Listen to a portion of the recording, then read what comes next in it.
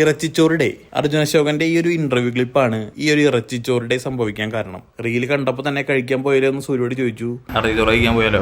പക്ഷെ ഇന്ന് ടെസ്റ്റ് ഉണ്ട്. അങ്ങനെ പാചകം തുടങ്ങി. ഈ ഇറച്ചിച്ചോറുണ്ടാക്കാൻ നീ എങ്ങനെ പിടിച്ച്? സവാള തക്കാളി എല്ലാം കട്ടാക്കി എടുത്തു. പിന്നെ ഇഞ്ചി വെളുത്തുള്ളി പച്ചമുളക് പേസ്റ്റ് മിക്സിയിൽ അരച്ചെടുത്തു. അപ്പൊ ഇതുപോലെ എന്തെങ്കിലും കണ്ടു കഴിഞ്ഞാൽ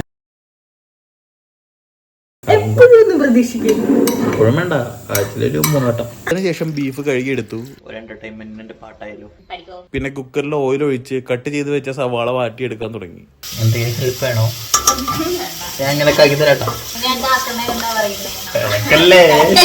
തക്കാളിയും ഇഞ്ചി വെളുത്തുള്ളി പേസ്റ്റും അതിലേക്ക് ഇട്ടു. മഞ്ഞപ്പൊടി, മല്ലിപ്പൊടി, ഗരം മസാല അതിലേക്ക് ഇട്ടു. പിന്നെ ക്ലീൻ ആക്കി വെച്ച ബീഫും ആവശ്യത്തിന് ഉപ്പും ചേർത്തു. പിന്നെ കുറച്ച് വെള്ളം ഒഴിച്ച് കുക്കർ അടച്ച് 6 വിസിൽ വരുന്ന വരെ വെയിറ്റ് ചെയ്തു. ഇനി അടുത്ത പണികളുണ്ട്. റൈസ് കഴുകിയെടുത്തു. സാലഡിന് വേണ്ട കുക്കുംബറും ക്യാരറ്റും കട്ട് ചെയ്ത് തൈര് കൂടി ചേർത്ത് സാലഡ് ഉണ്ടാക്കി. Now waiting for the 6th whistle. അങ്ങനെ ബീഫ് റെഡിയായി. അതിലെ സ്റ്റോക്കും ബീഫും സെപ്പറേറ്റ് ആക്കി എടുത്തു. സ്റ്റോക്ക് കുക്കറിലെടുത്ത് ആവശ്യത്തിന് വെള്ളം ഒഴിച്ച് ഉപ്പിട്ട ശേഷം അത് തിളയ്ക്കാൻ വെയിറ്റ് ചെയ്തു. അങ്ങനെ തിളച്ചു വന്നപ്പോൾ അതിലേക്ക് കഴുകി വെച്ച അരിയും കുക്ക് ചെയ്ത് വെച്ച ബീഫും മല്ലിയിലയും ഇട്ട് കുക്കർ അടച്ചു വെച്ചു. അങ്ങനെ ഇറച്ചിച്ചോറ് റെഡിയായി. സംഭവം നൈസ് ആയിരുന്നു. ഇനി നമുക്ക് ഫോർട്ട് കൊച്ചി പോയിട്ട് ഇറച്ചിച്ചോറ് കഴിക്കണ വീഡിയോ വേറെ ചെയ്യാം. അപ്പോൾ ബൈ.